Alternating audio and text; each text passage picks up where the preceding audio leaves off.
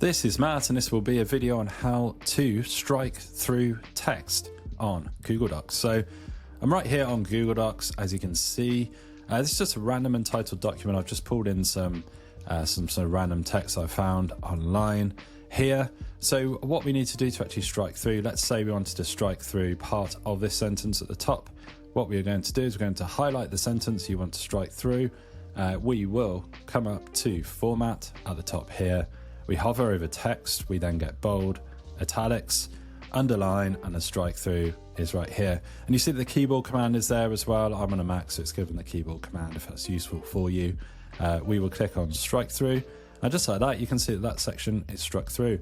If you wanted to do, say, a whole paragraph or multiple paragraphs or the whole thing, whatever you want to do, highlight whatever you need to strike through, come up to the top, text. So we're doing format, text, and then strike through, and just like that, that is struck through.